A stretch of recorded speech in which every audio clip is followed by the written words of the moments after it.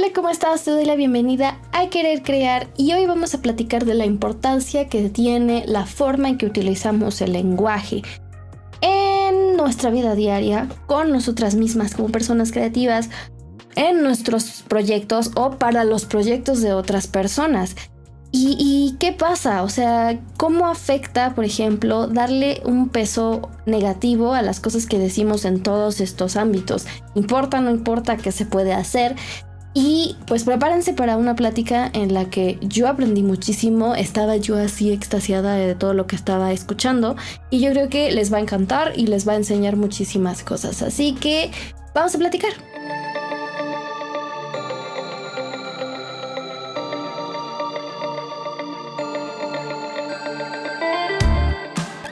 Pues mi papá me hablaba sueco, mi mamá me hablaba español y cuando estábamos todos hablábamos inglés.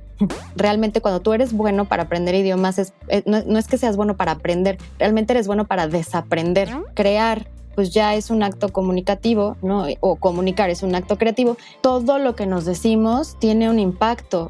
¿Qué palabras me gustan?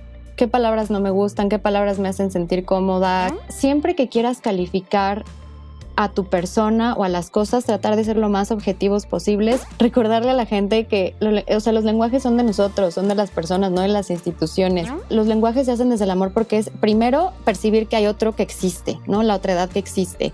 Todos existimos y todos tenemos que ser nombrados como nos sentimos cómodos, cómodas o cómodes. Hola, ¿cómo estás? Te doy la bienvenida a Querer Crear, el podcast donde sabemos que a veces querer no es poder, sobre todo cuando la crisis creativa y las cosas que nos decimos atacan. Y bueno, ya les conté, vamos a preguntarnos cuál es la importancia de las cosas que nos decimos a nosotros mismas como personas creativas, a otras personas, en nuestros proyectos, cómo impactan. Y la verdad, yo, spoiler alert, creo que sí impactan, porque no me gusta mucho citar a esta persona, pero es el ejemplo que más se me ocurrió en preparar este guión. El ministro de propaganda de Hitler, Goebbels, solía decir, y fue como su ideal para hacer que funcionara todo, que si tú repites una mentira 1000 veces, se hace realidad.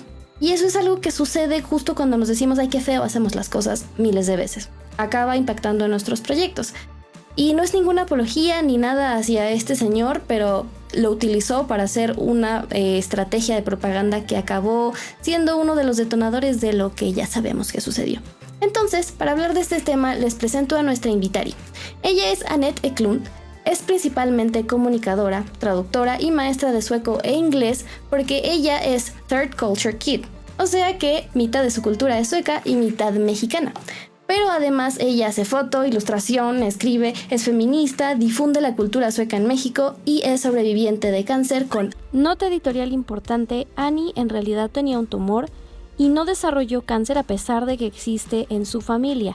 Gracias Annie por hacer esta corrección y sepan disculparme por asumir algo que no era. Alma vikinga y carita de hada del bosque. Así que, Annie, te doy la bienvenida. Hola Fer, muchas gracias. Muchas gracias por toda esa presentación tan padre. Qué bueno que te gustó. Oye, me acuerdo que tú me preguntaste, ¿cómo quieres que te diga? Y yo nunca te pregunté y yo siempre asumí que todo el mundo te dice Annie y no sé si te gusta más Annie o Annette. No, cualquiera de las dos, como tú quieras. Perfecto. Qué bueno, ya sentía así yo la vergüenza de, yo nunca te pregunté, qué cosas. Pero bueno, vamos a empezar por tu historia, ¿no? O sea, hay que conocer un poquito más cómo es esto de vivir entre dos idiomas y dos culturas. Entonces, primero me gustaría que nos contaras, pues, ¿por qué ambas culturas? ¿Cómo es esto de crecer así? Primero que nada quiero que la gente entienda que a veces, por ejemplo, el tipo de choque cultural que yo tengo puede ser un poquito más escandaloso porque son culturas muy distintas, pero creo que en un mundo globalizado como en el que vivimos y principalmente con comunicación comercial, muy poca gente está a salvo de tener un choque cultural. No, a lo mejor no siempre son nacionalidades, pero siempre hay choques culturales. Entonces, bueno, primero empezar por ahí. Ahora, este choque escandalosísimo, que sí es como de dos mundos muy distintos, pues fue el que me tocó a mí. Pues es una historia súper sencilla. Mi papá viajaba por su trabajo, un día llegó aquí a México, mi mamá era secretaria bilingüe y le tocaba ser su traductora y ahí se conocieron y pues ya él se quedó, amó México y pues empezamos una familia. ¿Cómo es? Es muy dual, justamente es un choque. Hay cosas muy, muy padres de tener dos culturas o más conviviendo en una misma casa. Por ejemplo, que inevitablemente e imperativamente te haces más tolerante a los choques culturales. Te haces más tolerante a los cambios bruscos lingüísticos, te haces más tolerante a las tradiciones, a las religiones. Pero también pues está la parte de siempre tener un pie en medio de algún lugar, ¿no? Mi mamá me decía, pues tú lo puedes ver como tú quieras, tanto que tienes dos hogares como que no tienes ninguno. Es difícil a veces, ¿no? Porque pues inevitablemente siempre tienes este sentimiento de extrañar algo o alguien, porque nunca te sientes completo. No hay manera de traerte todo Suecia a México ni de llevarte México a Suecia, entonces siempre hay personitas, cositas, comida, etcétera, que puede ser que siempre estés extrañando.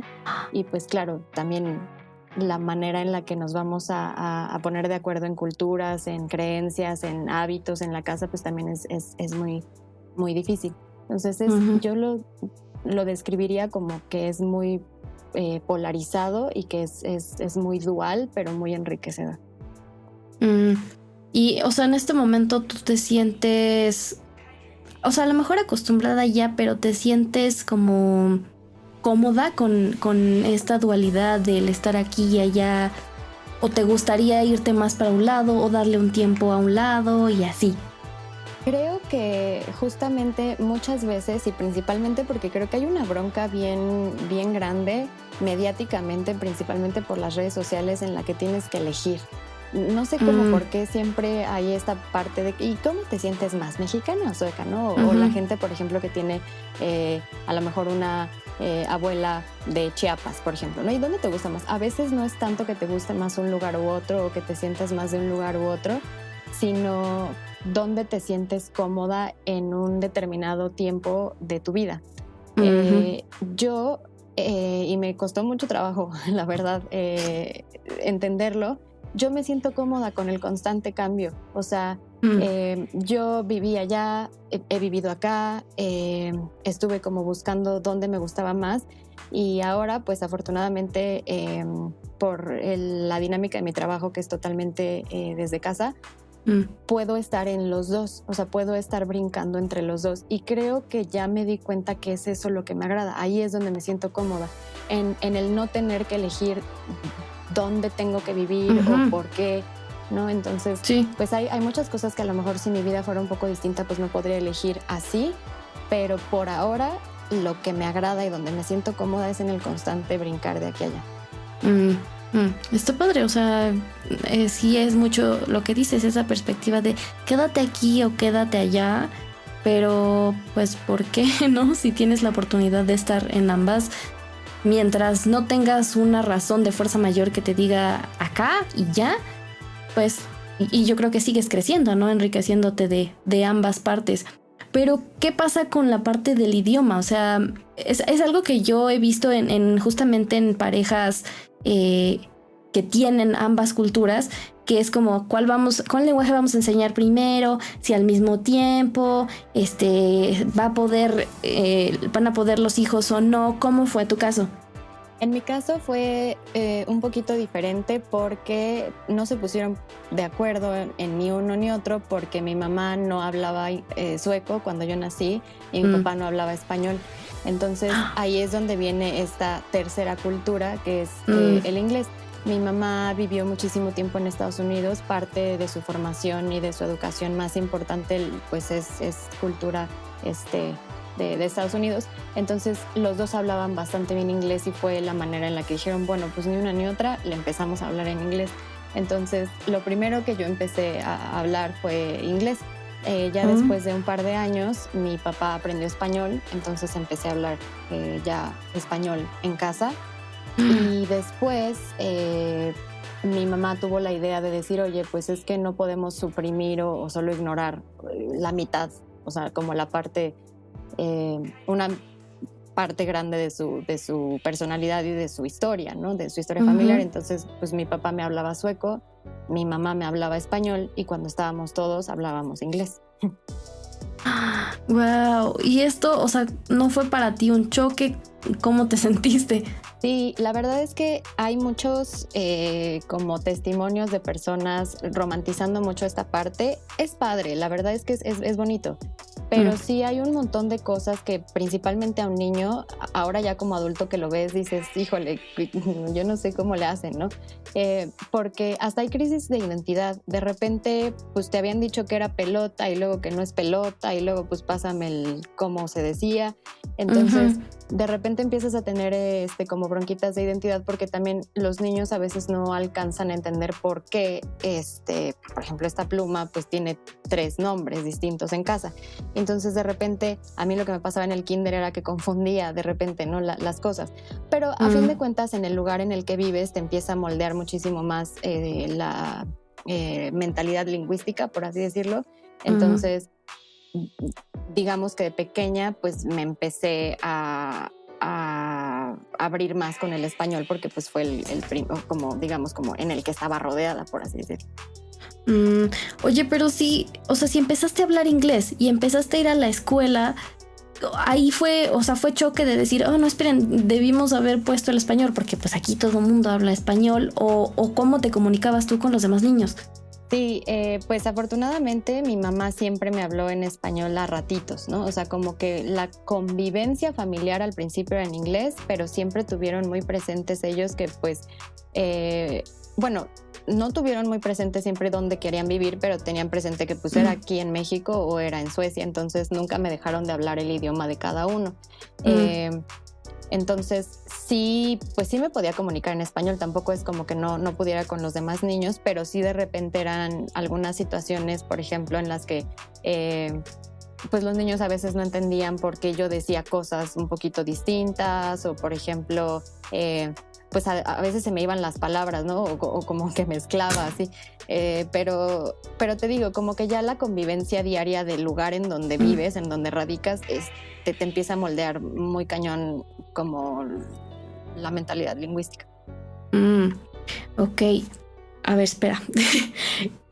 Ahora, en esta parte del aprendizaje como tal, es muy diferente aprenderlo porque lo hablas, o sea, como aprendemos español en México, ¿no? O sea, aprendemos español porque todo el mundo habla español, o la mayoría de las personas lo hablan, y te lo enseñan en tu casa, es la forma de comunicarte y es, no sé, como a enseñarte a comer o enseñarte a cualquier otra cosa porque está como sobreentendido que eso se hace. Y yo, por ejemplo, me acuerdo que empecé a estudiar inglés muy chiquita, diferente a lo que comúnmente se hace, ¿no? Que entras a la primaria y ya tienes como, bueno, no sé, a la secundaria, ponle, ya tienes como 11 años y apenas estás aprendiendo y ahí sí es un choque porque dices que es esta estructura, ¿no? Y es más como pensar en reglas, pensar en que a lo mejor esta palabra es sinónimo de esta porque es la traducción y es un acomodo diferente en la mente a empezar a hablarlo desde el primer momento, ¿no? Que te lo hablen y nada más así.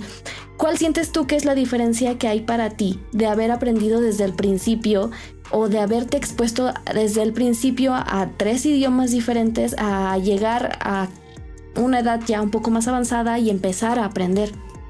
Yo creo que la primera diferencia es que tu entendimiento o tu inteligencia lingüística se moldea más a la situación flexible que a la cerrada, porque ya de más grande aprender idiomas es mucho más fácil porque desde pequeña estuviste en contacto con diferentes estructuras. Entonces creo que esa sería la diferencia principal que yo podría decir, pero también que hay varios métodos de aprendizaje.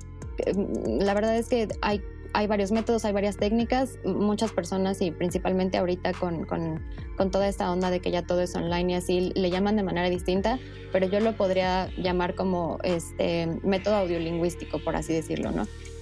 No es tanto que a mí me dijeran como este es un verbo, este es un adverbio, este es un adjetivo, sino que era más como así se dice y ya. Sí. Después ya vas entendiendo, ¿no? Que hay como cosas que no tienen nada que ver, por ejemplo, entre el sueco y el español, que son muy distintos. Entonces te vas haciendo la idea, no consciente, pero sí desde la inteligencia lingüística, de que son cosas distintas, que no se pueden como tal traducir como uno por uno. Entonces siento que sí te da una facilidad para cuando ya eres adulto de aprender idiomas, porque ya, o sea, tu cerebro y principalmente tu proceso de aprendizaje ya saben que no es como una fórmula, ¿no? Como aprendes casi todo lo demás, que además la estructura de casi todo el aprendizaje es por medio de estructuras. Y acá sí, pero ya son luego aplicadas en algo para la vida real. Sí, por eso aquí en español nos dicen que es un adverbio, que es la conjugación de no sé qué, y nosotros así de no sé, no me hables de eso, no lo sé. Y entonces, ¿cuándo te haces apta para enseñarlo? O sea, cualquiera de los tres, ¿en qué momento? O sea, si tú lo hablas, tú puedes platicar, no hay problema, pero ¿cuándo te haces apta para decir, yo te puedo enseñar? Esa es una muy buena pregunta, y la verdad es que por más que quisiera como pensar en así como un momento determinante en el que dices, ya se puede enseñar, creo que no podrías. Justo creo que cuando empiezas a enseñar es cuando más aprendes tú de tu propio idioma. Entonces yo creo que lo resumiría, o si lo pudiera resumir, yo creo que lo que diría es que cuando entiendes cómo funciona el idioma que vas a enseñar, y encuentras una táctica específica o un método específico para que la otra persona lo entienda igual que tú, o sea, que entienda cómo funciona, creo que ahí estás apto para enseñar. Y creo que aquí es donde rompemos con un montón de mitos, por ejemplo, de como el profe nativo y esas cosas, ¿no? Claro que un profe nativo te puede dar un valor agregado, que sería pues la parte cultural, cómo se pronuncia casi perfecto, ¿no? Cómo se habla en la vida real, que a fin de cuentas es lo que necesitamos. Pero el proceso de aprendizaje o el proceso pedagógico lingüístico va a ser un poquito más difícil, porque pues no... una persona que ya habla ese idioma pues no tiene ni idea de cómo funciona su propio idioma, ¿no? Entonces yo diría que, por ejemplo, un profesor de inglés en México primero tiene que saber muy bien cómo funciona el español para poder entender cómo las personas perciben el idioma, y después aprender cómo funciona el inglés, y entonces encontrar un punto como de cruce en donde, ok, mira, esta persona igual que yo entiende así el español, entonces si el inglés o el sueco funcionan así, aquí puedo encontrar un sistema de cruce en el que puedo hacer una dinámica para que él aprenda cómo se dice esto y por qué, pero sin tener que explicarle toda esta onda de que un adverbio, un adjetivo, ¿no? Porque pues eso no le funciona. Sí, ya después, ¿no? Pero, o sea, es como, entonces tienes que analizar a la persona que le vas a enseñar, ¿no? Su contexto y la forma, lo que ya trae, y es como una enseñanza personalizada, ¿no? O sea, no te puedo enseñar de la forma que le enseño a Juanita, porque Juanita tiene otro contexto y te voy a hacer bolas. Ok, está así como... O sea, es algo que no nos dicen, en lo que no nos advierten que hay que tener cuidado con estas cosas, y nada más a veces nos avientan así como de sí, aprende todos los lenguajes porque es lo más cool del mundo, y pues de repente acabas con esa frustración de decir, no entiendo nada. Yo intenté aprender alemán, ya estaba en la carrera, y sí fue como, qué bonito la pronunciación. A lo mejor hay cosas que se nos dan más, por ejemplo la pronunciación, que entender la estructura. Y de repente es como esta estructura, ¿por qué están estas cosas aquí? ¿Por qué tengo que aprenderme todo esto? ¿Qué onda con el género en las palabras también, que se va por todos lados, que es muy diferente de un idioma a otro? Y o sea, te hace ¿cómo se dice? Un glitch, que dices, no, ya no quiero nada, gracias. Y entonces pues lo dejas. Pero has mencionado varias veces esto de la inteligencia lingüística, me parece. Yo nunca lo había escuchado. ¿Qué es? Bueno, hay en general todas las personas que tenemos un lenguaje o que utilizamos un lenguaje por cualquiera que este sea, tenemos inteligencia lingüística, porque de otro modo pues no nos podríamos comunicar, ¿no? Ahora hay personas con un poquito de flexibilidad lingüística, que es a lo que ahora mucha gente le llama inteligencia lingüística, que es que se adapta fácil al proceso de deconstrucción o de desaprendizaje de su propio idioma para entrar a las aplicaciones de otro. Muchas veces decimos como, es que esta persona es bien buena para los idiomas, ¿no? Sí, o sea, sí hay de repente así muchas personas que, por ejemplo, tengo muchos alumnos que tienen mucho talento para toda esa parte, ¿no? Pero es realmente, mucha gente no me lo cree, pero realmente cuando tú eres bueno para aprender idiomas, no es que seas bueno para aprender, realmente eres bueno para desaprender. A eso se le podría llamar como esta inteligencia lingüística, a que tienes la flexibilidad mental, por así decirlo, cognitiva, de decir, ok, bueno, sí, este es el español, pero así no me funciona porque si no, no puedo decir las cosas. Y eso a fuerza lleva como una situación social, porque a fin de cuentas, pues los idiomas son un aprendizaje social. Pues los aprendes para comunicarte, entonces más o menos va por ahí. Ah, ok. O sea, esa es la clave, que es la de construcción, como de yo no trato de hablar, ¿cómo se puede decir? Como yo no trato de hablar inglés en español, ¿no? Exactamente. No, es que lo dijiste súper bien, porque yo, por ejemplo, en muchas de mis clases lo que les digo es que están hablando español, pero en inglés, y se ríen mucho, ¿no? Entonces sí, es que es eso. Funciona. A fin de cuentas, la gente te entiende, y eso es lo que yo siempre también pongo de perspectiva en mis clases. Los idiomas son una herramienta, no son una meta. Mucha gente ve como, es que voy a aprender alemán, y entonces el alemán lo ve como la meta, pero pues la meta de qué, ¿no? O el inglés, la meta, no. Es por ejemplo, yo siempre les pongo el ejemplo del supermercado. Tú vas a Estados Unidos y vas al supermercado y quieres una mandarina, ¿no? Entonces, si tú sales con tu mandarina, el objetivo pues, se cumplió, porque era la mandarina lo que querías. El inglés o cualquier lengua que usas es tu herramienta para conseguir esa mandarina. Entonces la manera, el método, la estructura en la que uses esa herramienta depende de ti. La cosa es que salgas con la mandarina, ¿no? Más o menos va por ahí la cosa. Ok. Justamente va un poquito por donde, o sea, por los temas que hablábamos en el episodio que va a salir hoy, que digamos que sale la semana pasada, porque esto se está grabando justo hoy, ¿verdad? Pero en él hablaba con Dani, mi compañera en este proyecto, que no puedes, más bien que primero tienes que explorar las cosas y luego ponerte el propósito, pero el propósito es muy importante. O sea, si no tienes un propósito es muy vacío lo que haces. Y ahora, o sea, entiendo justamente por qué no funcionó mucho mi querer aprender, aparte de otomí y alemán. O sea, no había un propósito, no había un por qué yo quisiera hacerlo más que por hacerlo. Y eso se da mucho ahorita. O sea, ahorita es como muy cool decir, aprendo muchos lenguajes y sé muchos idiomas y nada más porque sí, no tengo ni dónde aplicarlos ni me sirven para absolutamente nada, pero es nada más como coleccionar ropa, o sea, como algo más. Ahora, nada más para así muy muy breve, como para tenernos estas diferencias, porque yo sí he escuchado mucho la confusión y se me olvida mucho cuál es la diferencia entre lengua, lenguaje, idioma y dialecto. Ok, bueno, hay como varias definiciones por ahí y por acá, como que también no se han puesto de acuerdo muy bien, no sé si las instituciones lingüísticas o como, pero bueno, eso es lo de menos. Yo lo definiría como que un lenguaje es un sistema de signos y significantes, por así decirlo, que tienen el objetivo de comunicar algo. Eso es un lenguaje. Entonces puede ser un lenguaje visual, un lenguaje auditivo, escrito, oral, como sea, ¿no? Una lengua ya la definiría yo como un sistema igual, pero de comunicación verbal y escrita a lo mejor, propia de una comunidad en específico. Ya sería esa una lengua. No siempre tiene que ser escrita, casi siempre va de la mano, pero pues también existen lenguas orales que no pasa nada. Un idioma creo que ya es más como como registro, por así decirlo, ¿no? Como el lenguaje o sistema de comunicación de una nación o pueblo específico.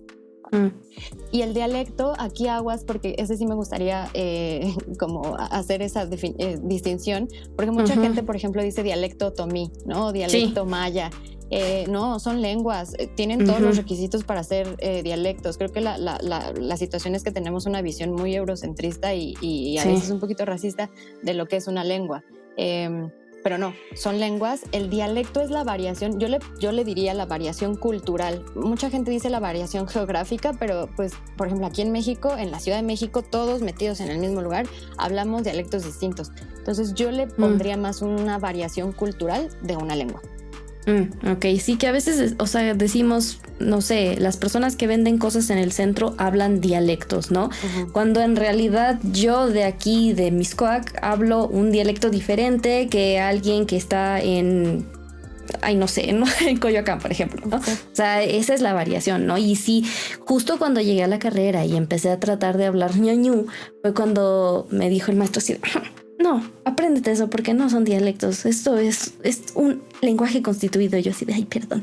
Y está muy bien aprender eso porque sí es, o sea, puede resultar incluso ofensivo, ¿no? Claro. Ahora sí vamos a meternos justo a la parte que es el centro de este tema del episodio. ¿Tú consideras que lo que nos decimos, la forma en que lo decimos, impacta en... sobre todo en los proyectos, ¿no? Pero en general, o sea, en nuestro día a día. Y voy a hacer aquí el paréntesis de por qué te escogí para esto. Aparte de tu background, de lo que tú conoces, de tu cultura, de a lo que te dedicas, estaba yo un día scrolleando en Twitter y me encontré un post tuyo de una ilustración que yo dije, ay, qué bonito. Y entonces tú la describiste, creo que como fea, algo así como, esto está medio feíto. Y yo así ¿de dónde? Entonces ahí me acordé, hice clic con esta idea que también he venido tratando de ubicar como en los temas que quiero hablar, de que hacemos mucho esto, o sea, de decir qué feo es mi trabajo, qué chafa está, por qué lo hice tan lento, por qué lo hice tan mal. No que bueno, hay adjetivos que sí están asociados con lo negativo, pero hay algunos a los que les damos ese valor negativo. Por ejemplo, gordo. Gordo es un adjetivo que solo describe una condición. No te está diciendo nada negativo, no es negativo per se ser gordo. Y la gente ya lo tenemos muy arraigado, ¿no? O sea, me incluyo, es muy difícil desmontar esta forma de ver un solo adjetivo, pero así utilizamos las cosas para comunicarnos y eso sí tiene un impacto en cómo incluso volvemos a hacer las cosas, ya las hacemos hasta con miedo por estos adjetivos que utilizamos. Entonces, ¿tú consideras que sí, que no, o qué piensas sobre esto? Sí, yo creo que primero que nada entender que el lenguaje que hablamos con nosotros mismos puede ser nuestra lengua, pero también tenemos un lenguaje específico que si tenemos 25 años, llevamos 25 años aprendiendo y 25 años nutriendo, ¿no? Entonces, primero que nada, entender que los lenguajes construyen. Acá los lingüistas nunca nos ponemos de acuerdo si o sea, hay como estas dos vertientes, ¿no? De que lo que tú puedes nombrar es lo que puedes percibir o si lo que percibes es lo que nombras, ¿no? Siempre está como el huevo, la gallina, no sabemos. Pero sí, o sea, la situación es que sí hay una relación que no se puede negar entre pues lo que percibes y lo que concibes como real y lo que te comunicas a ti mismo y comunicas a los demás, ¿no? Entonces, partiendo desde la idea de que crear pues ya es un acto comunicativo, ¿no? O comunicar es un acto creativo, todo lo que nos decimos tiene un impacto. La cosa es cómo o qué significantes y qué significados tiene eso que nos decimos. Está bien padre que hayas retomado la parte de la ilustración, porque justo pasa eso. Por ejemplo, yo les digo dibujitos feos a esas ilustraciones.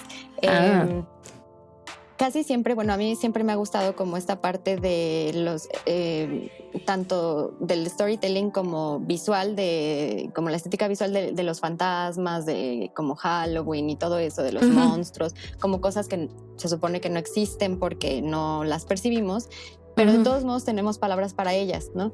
Entonces siempre se me han hecho muy, o sea, siempre me ha como movido mucho ese tema por lo mismo, ¿no? Porque son cosas que nadie hemos visto, o a lo mejor hay gente que dice que sí, no sabemos, pero tenemos una palabra para eso y hasta una estética visual importante, ¿no? Para eso.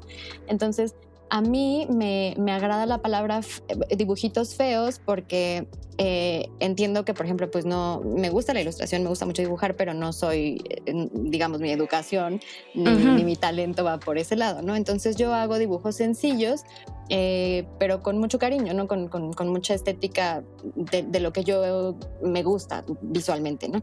Entonces yo les llamo dibujitos feos, pero no los considero feos, al contrario, los considero bonitos porque siento que son como de un niño, ¿no? O sea, no tienen mucha complejidad, no se ve ahí el Illustrator y sí. y la tableta, ¿no? O sea, son cosas que hago muy, muy sencillas. Entonces, dentro de mi lenguaje conmigo misma, el hecho de decir feo no impacta a mi mente de una mala manera, ¿no? Es ahí donde tenemos que empezar como a también nosotros entender otra vez esta idea de deconstrucción, ¿no? Que si yo, y es totalmente cierto, si yo me digo cosas y me repito cosas, acordémonos de esta relación de lo que percibo y lo que digo o lo que creo percibo, pues sí, o sea, suena como a ley de la atracción y no sé qué, no va tanto por ahí, pero sí, o sea, lo que tú estás nombrando constantemente, pues tu memoria auditiva, tu intuición lingüística, tu memoria visual, pues lo acepta como verdadero, ¿no? Entonces, si a ti de niño te decían que esto está mal, pues probablemente vas a pensar que esto está mal. Entonces es bien importante la manera en la que nos calificamos a nosotros, como decías, la palabra gordo, ¿no? O flaco. Se vale calificarnos de esa manera siempre y cuando entiendas el poder que esa palabra tiene a tu mente y principalmente que entiendas el concepto o el significante que tú le vas a dar dentro de tu vida. Y también que entiendas que no nada más tu lenguaje contigo mismo importa, sino que esa palabra puede ser que para ti tenga un significante, una conceptualización distinta que otro, y entonces ahí vas a tener que tener cuidado en deconstruir esa idea con otra persona con la que te vas a comunicar, ¿no? Entonces es bien importante la manera en la que calificamos tanto nuestros cuerpos, nuestras personas, la manera en la que nombramos nuestros cuerpos, nuestras personas y nuestro trabajo. No me imaginaba que iba a ir por ahí y o sea, era algo que estaba pensando, o sea, que yo también tengo, ¿no? Que sé cómo nombro las cosas, a qué le digo que, pero a veces te olvidas que también las personas tienen sus códigos, ¿no? No es como que tú lo percibas, que más bien que todos perciban de la misma manera que tú. No me imaginaba justamente que era la forma en que tú tenías de llamarlos como para separarlos de algo que tú ves como un trabajo, un resultado de alguien que se dedica a la ilustración, a comparación de a ti que te gusta y que lo haces porque le tienes cariño a esa forma de expresión. Y justamente estaba pensando que también puede suceder, por ejemplo, en las relaciones. A mi esposo y a mí nos da mucha risa que tenemos unos apodos medio rudos, ya me vengo a ventilar, no les voy a decir cuáles, pero sí tenemos unos apodos medio rudos uno con el otro, que si nos escuchara cualquier persona llamarnos así, diría que nos estamos matando, que nos llevamos horrible y que no nos queremos. Pero también entra mucho el contexto, porque sí puede ser que utilices esas formas de llamar a las cosas, tanto para herir como para simplemente llamarlas. Y importa mucho esa parte, ¿no? Si nos dijéramos esas cosas con toda la hazaña y con todo el odio, entonces pues ahí sí sería muy diferente. ¿Qué puede suceder, no? O sea, la palabra sigue estando atada a un montón de contextos y significados que no se van, que justamente la intención de decirla es la que te lleva por el camino, así como de esto ahora significa esto ahora significa así, que es también lo que le pasa justamente a lo que decíamos de la palabra gordo o flaco, que se han ido asociando a ciertas cosas negativas, positivas, a la salud, al body positive y muchos movimientos que ahora van variando y entonces hacen como otra vez glitch como de me lo dijo en buena onda, me lo dijo en mala onda, sí soy, no soy, sí debo decirlo, no debo decirlo, y ahí es como entra mucho el cuidado, lo que decías, como de desmóntate, ¿no? Piensa en qué va a pensar la otra persona cuando le digas esto. Y que aunque para ti signifique una cosa totalmente positiva, no va a aplicar. Si tú hubieras llegado y me hubieras dicho, ay, tu dibujo feo, pues claro, entonces hubiera sido como de, no, ¿por qué? No, o sea, no funciona así. Pero, o sea, es chistoso también entender que pues cada quien tiene sus formas de decir las cosas, ¿no? Y es como es todavía más lenguajes, ¿no? Así como de yo hablo el lenguaje de esta pareja, de esta persona, de este trabajo, de este lugar. Es como todo un universo aparte, súper intensísimo. Ok. Ya cubriste un poco esta parte de cómo ser más conscientes entonces con el poder del lenguaje, pero hay algo que pudieras agregar, o sea, cómo utilizarlo con un poco más de conciencia, y ahorita ya nos vamos a meter en el tema del lenguaje inclusivo, que ahorita saltó muchísimo para todo el mundo. Claro, pues yo pienso que para ser primero más consciente para poder ser más consciente, primero entender que hay distintos tipos de lenguajes y que estos no siempre dependen de que sean lenguas distintas o idiomas distintos. Entonces creo que lo que podríamos hacer en el siglo XXI es primero entender que cada quien tiene un lenguaje distinto y que yo como persona social tengo que adaptar esa flexibilidad lingüística a mi persona. Es decir, sí, para mí la palabra feo no impacta, pero a lo mejor para esa persona sí. Entonces, si a mí se me escapa decir feo y esa persona me dice, oye, esto no está padre para mí, entonces acordarme de que eso no está padre para esa persona, ¿no? Y por supuesto también tratar de somos seres individuales y entonces tenemos lenguajes con nosotros, pero también somos seres sociales. Entonces tratar de ser flexibles en la manera en la que usamos nuestros lenguajes, ¿no? Uh-huh. Después creo que también aprender a reconocer. Creo que eso también es mucho inteligencia social. Aprender a reconocer con quién sí y con quién no. Yo, por ejemplo, soy una persona leperísima, sí, soy groserísima en cualquier idioma, la verdad. O sea, se me salen, ¿no? Entonces, si tú, por ejemplo, eres una persona que no te agradan las groserías, voy a tratar de no decirlas tanto, pero también sería una cuestión de correlación, porque somos dos otredades que se están comunicando, entonces tú también agarrar la onda de que a lo mejor yo digo un montón de groserías, pero no van en mala onda, no van para ofenderte, no van como en una situación como de burla, de grosería. Entonces creo que sería eso, como tratar de ser flexibles, siempre acordarnos de esta idea de que hablar o comunicar es más de construir que construir, o es más como desaprender que aprender, y aprender a hacer eso, ¿no? Aprender a ver como, hasta tiene mucho encanto ver cómo se comunica a todas las personas, porque todos tenemos una manera distinta de comunicarnos. Entonces, por ejemplo, si tú dices que te llevas así como medio pesado con tu novio, esposo, en cómo se dicen de apodos, a lo mejor alguien podría resultar ofendidísimo y darles una cátedra de por qué eso es violencia y lo que sea, pero después dices, bueno, trata también tú de deconstruir que las palabras que yo uso no tienen ese impacto, ¿no? Está padrísimo que tú ya veas que esas palabras para mucha gente tienen un impacto, pero para nosotros no. Entonces, sí, como tratar de hacer eso, como tratar de entender que ya vivimos en un mundo globalizado en el que además adaptamos palabras y procesos lingüísticos de otros idiomas, y además hablamos muchos dialectos, a veces hasta en una misma colonia.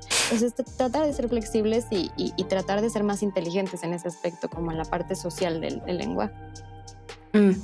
Y con uno mismo, o sea, hay algo que se pueda hacer, porque es muy fácil decir, tú desaprende todo, háblale a todos como lo requieran o adáptate a los contextos, pero tú cómo te estás hablando, tú por qué siempre, bueno, o sea, no tú, ¿no? O sea, cualquier persona. Sí. Porque es muy fácil decir, bueno, yo no le voy a llamar feo al trabajo de otras personas, pero mi trabajo es asqueroso. Entonces es como, ¿qué haces para quitarte esas cosas? Porque a mí se me hace todavía más difíciles. Yo decidí ya no decir groserías, pero yo también hablaba así cual, no sé ni con qué por compararlo, ¿no? Y se me salía y así era, ¿no? Pero ahora me cuesta mucho trabajo estar sola y no pensarlas. O sea, es como un proceso que todavía no he podido desmontar, porque está muy arraigado. Y justamente esto pasa, o sea, pasa con cómo calificas, sobre todo tus cosas, que es lo que más quieres que sea perfecto a tu perspectiva. Y si no lo es, entonces recibe todos los calificativos negativos que se te ocurran. Creo que lo que yo recomendaría primero es entender o tratar de comprenderte a ti mismo o misma. ¿Qué palabras me gustan? ¿Qué palabras no me gustan? ¿Qué palabras me hacen sentir cómoda? ¿Qué palabras no? Y de ahí también siempre tener una filosofía del lenguaje. Suena como a cosa bien elitista de personas literatas y todo, pero no, es bien fácil. Por ejemplo, yo las filosofías que siempre manejo son trato de construir la filosofía eurocentrista, a la que además estoy metidísima.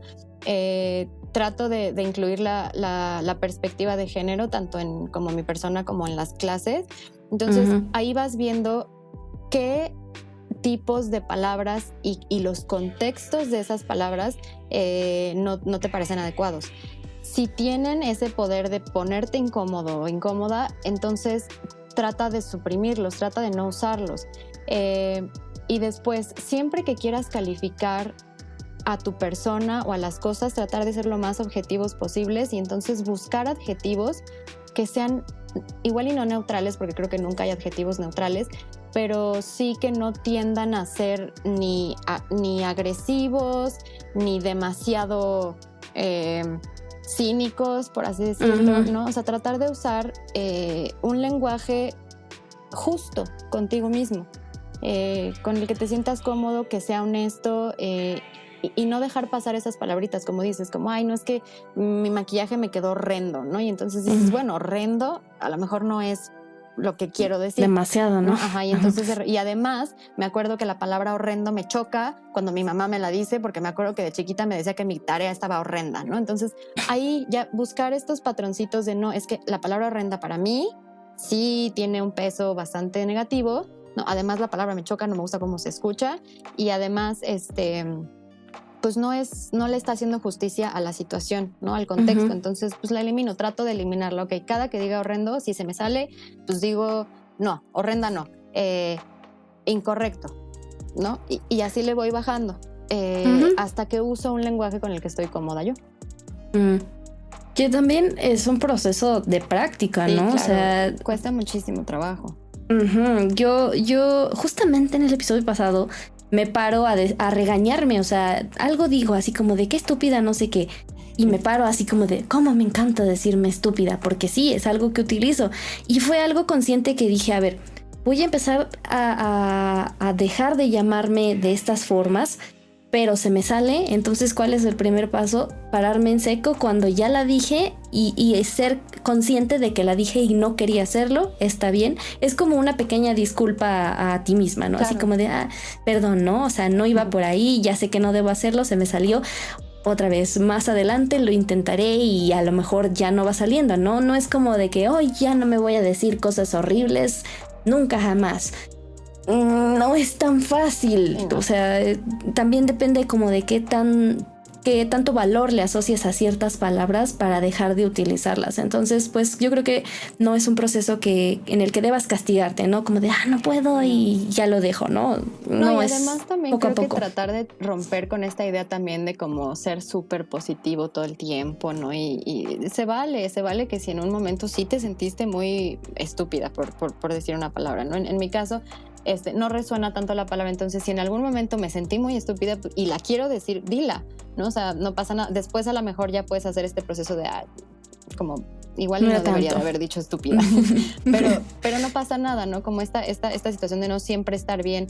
Nunca jamás vamos a llegar a un proceso en el que uses un lenguaje con el que estés 100% ok, porque no existe. Y además va cambiando, ¿no? Cuando menos veas en TikTok ya se puso de moda la palabra estúpida y no te la puedes quitar de la cabeza porque además ya están, ¿no? Entonces también ser flexibles con nosotros mismos y decir, bueno, lo que digo y lo que me digo y cómo lo digo y por qué lo digo son lo que más importa. Entonces la palabrita que se me escapó es lo de menos. Mejor me pongo a pensar como, a ver, ¿por qué dije esto? ¿No? ¿Dónde la escuché? ¿Por qué la estoy diciendo? Ok, pues no pasa nada porque está de moda. No, pues sí, a lo mejor hay un proceso de que la estoy diciendo porque pues la traigo arraigada. No sé, por ejemplo, se me ocurren las palabras horrorosas, por cierto, en México, naco, ¿no? O indio. Claro. Digo, tampoco podemos ser tan duros con nosotros mismos porque pues, son cientos de años en las que se ha usado, ¿no? Entonces, obviamente, el proceso de construcción urge, sí, pero tampoco podemos ser así de que hay super positive y no, pues vamos a ya todos a dejar de decirla y el que no la deje de decir, pamba, ¿no? Hay que ser, es lo mismo personalmente, ¿no? Hay que ser un poquito más flexibles y ver lo más importante es eso, hacer ese análisis de por qué lo estoy diciendo, en qué contexto y qué significa para mí. Sí, totalmente de acuerdo. Ahora entonces vamos a saltar justo a la parte del lenguaje inclusivo, que por ahora está así como en el radar de todo el mundo ya son lingüistas, todos queremos expresar nuestra opinión, lo que sabemos. Yo personalmente creo que si alguien te está pidiendo con toda amabilidad que hagas el esfuerzo de llamarle como se concibe, no te quita absolutamente nada hacerlo. Punto, ya, o sea, ahí ya que vayamos más allá en el debate, esa es otra cosa, pero o sea, pensémoslo de esta forma. Tú insultas a alguien con el insulto más grave que se te ocurra y esa persona te dice, no me digas eso, no me insultes así. Vas a seguir insultando a la persona, vas a seguir llamándole de esa forma cuando ya te dijo, ya te explicó por qué, ya sabes si hay una historia de fondo de por qué eso le hiere tanto. ¿Y dejarías que te hicieran eso a ti? O sea, ¿dejarías que te llamaran de una forma que tú dices, no puedo con eso, me da flashbacks incluso, tengo un trauma con eso? No, o sea, no lo harías. Entonces, sí, o sea, no vamos a decir que no cuesta trabajo. Sí cuesta trabajo, todos, y justamente esto, todos, a mí no me gusta decirlo porque yo dónde estoy en el todos, ¿no? Es como a mí... Y en estos episodios me ha dado mucho trabajo tratar de desmontar ciertas formas en las que hablo, sobre todo a mí misma, ¿no? Yo ya trato de decir una como persona, porque yo, esos son mis adjetivos, ¿no? Ajá, o sea, ya que tú quieras decir lo demás, y es un trabajo y te sientes tan... O sea, es otra cosa que añadir al estar pensando y al estar socializando, porque sí, es difícil, es algo nuevo. Pero es otra vez esa parte de hacerlo poquito a poquito. Pero a ver, para empezar, yo había visto que hay mucha gente que dice que este no es el lenguaje inclusivo, que el lenguaje inclusivo es otra cosa. Entonces, ¿qué onda con esta forma de nombrarlo? Sí, bueno, la situación es que primero quisiera decirte que así dijiste como todos somos lingüistas, eso es totalmente cierto. Si tú usas un lenguaje, eres un lingüista. Muchas veces... A lo mejor sí las personas que nos dedicamos a esto o que hacen investigación, bueno, tienen como esta parte más trabajada desde la investigación y saben a lo mejor un poquito más de cómo funciona y cómo impacta. Pero a fin de cuentas, nadie sabe mejor cómo impacta y cómo funciona el lenguaje que la gente que lo usa. Entonces, primero que nada, así quisiera súper, mega, ultra recordarle a la gente que los lenguajes son de nosotros, son de las personas, no de las instituciones. Las instituciones, pues sí, tienen ahí una autoridad específica para regular ciertos lenguajes como el académico y el literario y bla, bla, bla. Pero el lenguaje es de la gente y como la gente lo use es la manera correcta. Entonces, ese es como lo primero. Luego, esta situación del lenguaje inclusivo, yéndonos un poquito a lo que inclusivo significa, yo no diría que el hecho de usar un pronombre distinto o de ponerle una E, una X a que principalmente son sustantivos, ¿no? Y adjetivos, no siento que sea como tal usar un lenguaje inclusivo, porque sí estás incluyendo a una parte muy importante de la población, pero no estás usando como un lenguaje que incluya a la mayor parte, por así decirlo, ¿no? Yo no diría que eso es un lenguaje inclusivo, ¿no? Para mí hay un montón de otras aplicaciones que podríamos darle a los lenguajes para que sean inclusivos, tanto a los lenguajes escritos como a los lenguajes orales o como a la mezcla, ¿no? Afortunadamente en este siglo ya tenemos como esta parte de la mezcla y creo que al lenguaje inclusivo le podríamos dar cualidades muy, muy chidas que no son nada más como la parte de la E o la parte de la X o lo que sea, ¿no? Pero sí creo que lo voy a tratar de decir así. No creo que sea un lenguaje inclusivo usar la E y la X, pero sí creo que es incluir a alguien dentro de tu lenguaje. Y eso es padrísimo, porque a fin de cuentas el lenguaje, y siempre lo voy a decir desde esa perspectiva y con mucho respeto y mucho cariño a todo el mundo, se hace desde el amor. O sea, los lenguajes se hacen desde el amor porque es primero percibir que hay otro que existe, ¿no? La otredad existe. Y a ese existente lo quiero involucrar en mi proceso de lo que sea, ¿no? Entonces, pues, si nos comunicamos, para empezar, es porque le tenemos un profundo amor a algo o a alguien, y entonces todo este proceso de aprender un lenguaje es complicado, ¿no? Entonces, si tú te comunicas, quiere decir que ya pasaste por todo ese proceso porque quisiste compartirle algo o escuchar a alguien más, ¿no? Entonces, ¿por qué poner tanta resistencia, ¿no? a incluir algo que ahora existe, que siempre existió, pero se le negó su identidad durante mucho tiempo, ¿no? Que es esta parte. Ahora, creo que también los lenguajes siempre o nos van a condenar o nos van a liberar de la opresión. Entonces siento que este grupo que está tratando de comunicarle a la gente que no se identifica con una A o con una O, venga, pues no pasa nada, usamos la E, ¿no? Lo incluimos en mi lenguaje porque existe, porque además él me lo está diciendo.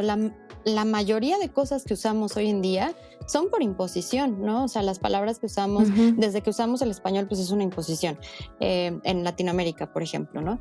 Y nadie nunca nos pusimos a pensar o nadie nunca nos explicó tan amablemente como lo están haciendo estas personas, ¿no? Además, ¿por qué es que quiero agregarle cierta cualidad al lenguaje, ¿no? Entonces es como, bueno, yo estoy completamente de acuerdo contigo. A lo mejor no, para mí eso no es usar lenguaje inclusivo como tal. Si se le quiere llamar lenguaje inclusivo, venga, pues le decimos lenguaje inclusivo, porque además así lo entiende ya muchas personas, ¿no? Entonces otra vez, el lenguaje es de la gente que lo habla. Entonces vale, si le vamos a decir lenguaje inclusivo a lo de la E, pues ya, le decimos así. Pero pues respetar las identidades, ¿no? Creo que lingüísticamente tener una identidad es muy importante. Entonces, si tú no respetas desde el propio lenguaje cómo alguien se siente cómoda, cómodo, cómode, pues estamos perdidos, ¿no? Entonces, yo siento no te quita nada, hay que respetar los pronombres, existen. Si mañana llega una nave que no habíamos visto nunca jamás en la historia de la humanidad, le vamos a poner un nombre y ese nombre no existía, ¿no? Porque además hay mucha gente que empieza a decir, es que eso no existía. Pues no, o sea, muchas palabras no existían antes, pero van existiendo, pues de eso se trata. Entonces creo que tenemos que aprender a usar este lenguaje. Si bien se necesita un debate, porque desafortunadamente hay muchas lenguas como el español, el francés, el italiano, que las palabras como tal y los adjetivos sí gozan de un género, que no es exactamente el mismo género con el que estas personas se identifican, ¿no? O sea, también se me hace súper ridículo esta gente de, ay, pero vamos a tener que cambiar todo el lenguaje. Pues no creo, ¿no? Porque además la gente, o sea, una mesa que es A, no creo que tenga la misma identidad que una niña, ¿no? O sea, vaya, es ridículo incluso pensarlo, ¿no? Entonces creo que podemos aprender a deconstruir otra vez, ¿no? Como deconstruir que existía el todos, y entonces empezar a deconstruir porque existe todos y todas. Y esas todas sí queremos que nos nombren porque existimos y somos un montón y además somos bien importantes. Y luego ya también entendimos que hay gente que no se identifica con estos dos y que también quiere que se les nombre porque también existen y también son importantes. Entonces todes. Y nos tardamos 3 segundos más. Todos, todas y todes. Y no pasa nada, ¿no? Es como cuando te dicen, me llamo José, pero dime Pepe. Y nadie dice, ay, pero Pepe no existe. La RAE no permite Pepe. ¿no? O sea, Sí, que además la RAE es un escudo tan ridículo que es como, en tu vida habías escuchado de la existencia de la RAE y ahora es lo más importante para ti, y además la RAE ha hecho unas cosas que dices, ay, por Dios, ¿por qué hizo esto? Y que es, o sea, que es como una excusa para no aprender, para no respetar.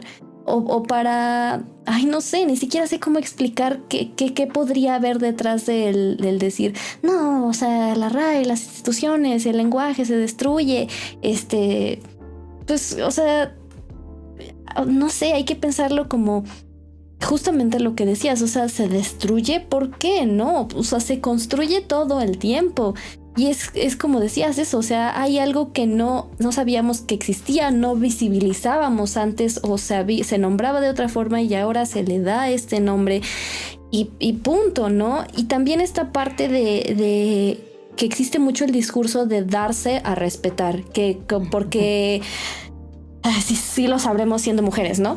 que, o sea, tienes que darte a respetar para obtener esos beneficios que ya son derechos, ¿no? O sea, que deberías tener porque sí, porque eres humano, porque existes.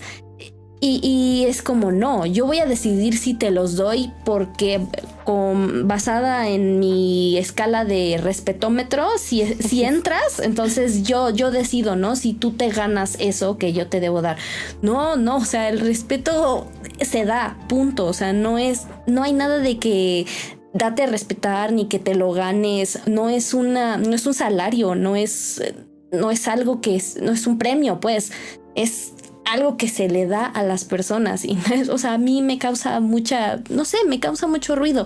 Yo sí encuentro, por ejemplo, desde una perspectiva como de ciertos procesos mentales que yo tengo, el difícil como decir tantas cosas. Para mí, entre menos cosas puedo decir, a pesar de que hablo mucho. Justamente por eso, entre menos cosas pueda decir, mejor. Entonces, a mí por eso me gusta decirles personas creativas. Y ahí, o sea, ya no aludí a nadie, ¿no? Ya no le dije nada a nadie, todos somos personas. Y esta parte como de que las meses y que las silles, eso ya es una ridiculez, eso es una burla, eso es una grosería. Claro. Y no tiene nada que ver porque no estamos hablando de objetos. Estás comparando una persona con un objeto si estás pensando en que ya tienes que ponerle la E a todo. No es así. Simplemente si una persona se te acerca y te dice yo soy ella, punto, ¿no? Sí, exacto.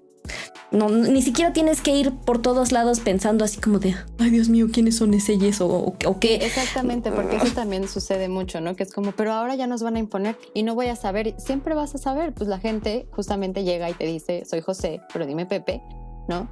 En este video que se hizo súper viral, literal, o sea, en su recuadro, en su frame de la clase dice ella, ¿no? Entonces ahí es donde dices, bueno, también hay como algunos berrinchitos puristas dentro del lenguaje que, bueno, la verdad no te miento, yo creo que sí nos vamos a tardar en tirar, pero otra vez, pues el lenguaje es de la gente que lo habla y si todos nos ponemos de acuerdo en que todos existimos y todos tenemos que ser nombrados como nos sentimos cómodos, cómodas o cómodes, pues hay que hacerlo, o sea, no pasa nada. Y además esta situación de que es que vamos, lo dijiste muy bien, como dicen que van a arruinar el lenguaje, ¿no? Pues para mí, al revés, o sea, el hecho de que, porque además dicen como es que ya todo está cambiando, pues sí, o sea, afortunadamente las mujeres ya tenemos un rol en la sociedad, no como objetos ni floreros, sino como personas, y además personas dignas, y todavía nos falta un poquito más para ser personas como con todas las de la ley en cuanto a derechos y garantías, pero bueno, ya estamos saliendo de esa, ¿no? Ya estamos saliendo de esa idea en la que, por ejemplo, en inglés, chairman, ¿no? Porque solo hombres podían ocupar eso. Entonces, si alguien se queja y dice, oye, pero pues es que yo soy mujer, yo no puedo ser chairman porque soy mujer, porque ya se puede que yo utilice ¿no? Entonces, es lo mismo, o sea, nos habla, este parteaguas del lenguaje, pues nos habla de que ya está cambiando y pues qué mejor, ¿no? O sea, en lugar de juzgar tanto por qué el lenguaje cambia, creo que la gente debería de empezar, en lugar de juzgar por qué el lenguaje cambia, entender otra vez, ¿no? De construir por qué está cambiando, por qué quieren estas personas que se les diga a ella. Pues mira, hay un montón de situaciones por las cuales identidad, respeto, hasta ciencia, ¿no? Donde estamos viendo que pues está cambiando, la perspectiva está cambiando y ¿por qué no entrarle con todo con el lenguaje también?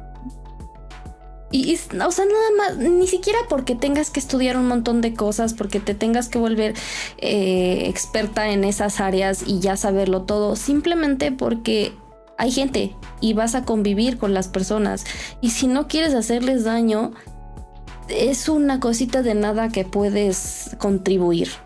Y ya, o sea, no se trata de que tú tengas que volver, ni siquiera las mismas personas que dicen llámame así tendrían que ser expertas y tendrían que estarte explicando todo el contexto y el por qué, porque también es una historia muy particular para cada una. Entonces es como el problema es ese, es el respeto. ¿Por qué no sabemos respetar? Esa es la idea. ¿Por qué no sabemos respetar a las otras personas, a nosotras mismas o a lo que hacemos también? Que es justamente de lo que hablábamos. O sea, ¿por qué tenemos que asignarle lo negativo a todo siempre, dañar todo? ¿Por qué nos basamos en eso? Y por qué es tan difícil dejar de hacerlo, que es un proceso que pues a final de cuentas es como pues va a tomar tiempo, pero el resultado es muchísimo más, es más positivo eso que quedarnos así, ¿no? Si las cosas no hubieran cambiado de no sé, muchas cosas, por ejemplo, las vacunas, ¿no? De aprender a empezar a vacunarnos, pues mucha gente estaría muerta. Sí, claro. Y tendríamos una población menor. Muchas cosas cambian para bien, también algunas para mal, pero pues el respeto yo creo que es una guía que nos puede llevar a hacer las cosas de la mejor manera posible. Pues creo que cubrimos todos los temas por ahora. Digo, es un debate muy amplio, muy grande. Esta parte del lenguaje inclusivo es como otro apartado de las cosas que nos decimos. Pero pues, o sea, me encantó. Me enseñaste muchas cosas que no me esperaba y estuvo súper enriquecedora esta plática. Entonces, pues si no hay nada más que te gustaría agregar, yo creo que podemos empezar a despedirnos. Sí, claro. Perfecto, entonces pues muchas gracias, Ani. ¿Tienes redes, algunas redes o algo que quieras promover, que nos quieras decir? Sí, búsquenos aquí. Sí, ahorita tengo mis redes normalitas, Twitter @AnetEklund y Instagram @AnetEklund.es. Casi siempre ahí pues trato de subirles contenido, tratar de bajar. Algo que no me gusta es que la lingüística está como elitizada también, como la educación idiomática también. Entonces acá trato de romper con un poquito de eso. Si les agrada o si les late este tema como de la educación idiomática, pero con un poquito de perspectiva de género, con un poquito de deconstrucción eurocentrista, pues por allá nos vemos. De repente encuentro cosas padres para compartir. Y ya dentro de un mes, en octubre, que es mi mes favorito, voy a sacar mi página. Se va a llamar labrujadelosidiomas.com. Entonces por allá nos vemos también. A todos los que estén aprendiendo inglés principalmente, sueco también. No hay tanta gente, pero por allá los espero. Poco a poco tal vez habrá un poquito más. Oye, que por cierto sí te iba a preguntar que si podías decirnos algo en sueco, porque yo jamás he escuchado el sueco. Bueno, sí, pero no así nada más. Así como de alguien. ¿Qué será? Siempre me pasa lo mismo. Como dinos algo en sueco y yo se me pone así en blanco. Yo no sé qué cosa.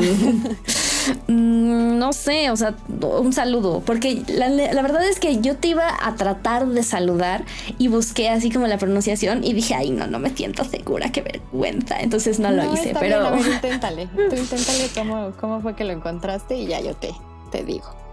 O sea, siento que se parece un poquito a la pronunciación alemana, entonces como que me dio así como que una idea, pero lo que escribí fue: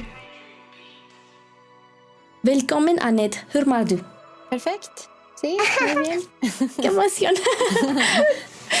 Bueno, ya no te lo dije al principio para darte la bienvenida y preguntarte cómo estás, pero bueno, de todas maneras. Muchas gracias, qué bonito.